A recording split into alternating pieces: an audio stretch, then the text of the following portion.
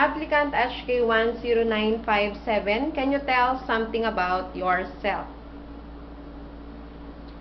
Thank you, ma'am, for giving me a chance to introduce myself and your family.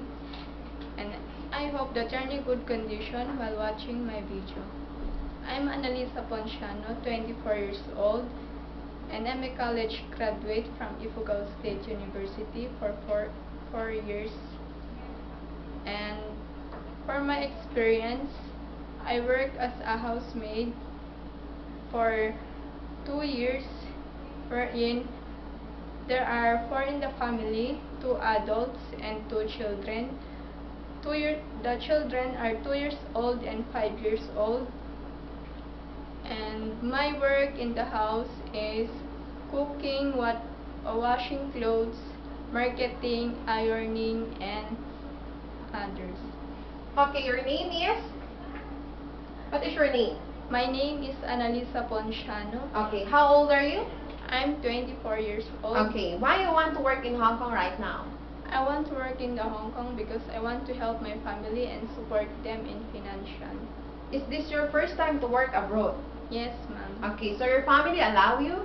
Yes, ma'am. So they know you that you are applying? Yes, ma'am. Okay, do you have any experience as a local helper in the Philippines? I have a work experience for 2 years, wherein I am a housemaid in the house. I'm only one with four in the family, 2 adults and 2 children. And there are 2 years old. The children are 2 years old and 5 years old. My work in the house is washing clothes, ironing, marketing, cooking, and feeding the child. Okay. How old of the child? 2 years old and 5 years old, ma'am. So your employer has the 2 kids? Yes, ma'am. Okay. So you work with them for 2 years?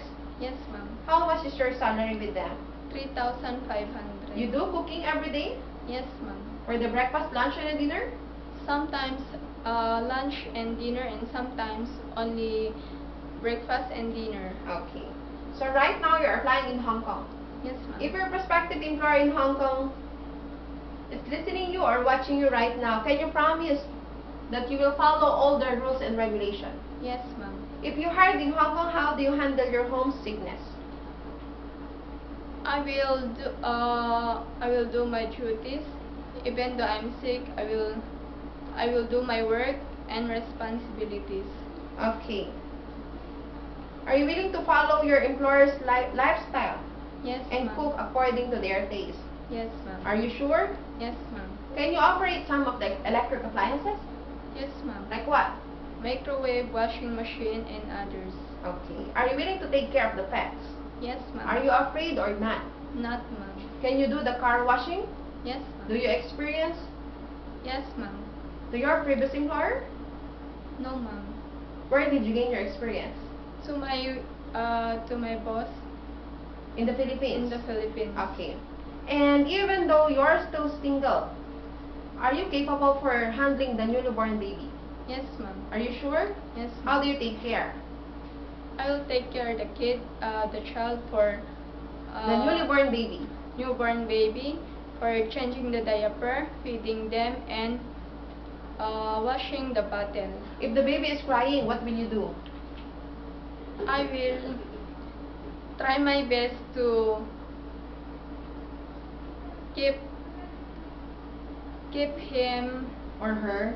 or her To safe stop to stop crying? crying. Or can you sing a simple nursery rhyme? Yes, ma'am. Okay. If the baby is sick, what will you do? I will take good care of the child or kid. Can you take the body temperature? Yes, Can you ma'am. manage? Yes, ma'am. Okay. So your name is? Annalisa Ponciano. Still single? Yes, ma'am. Without a kids and a husband? Yes, ma'am. Anytime you can work as soon as possible to your prospective employer. Yes, And ma'am. any job offer you can accept. Yes, ma'am. Okay, Miss Annalisa, Ma'am. thank you for your video presentation and good luck.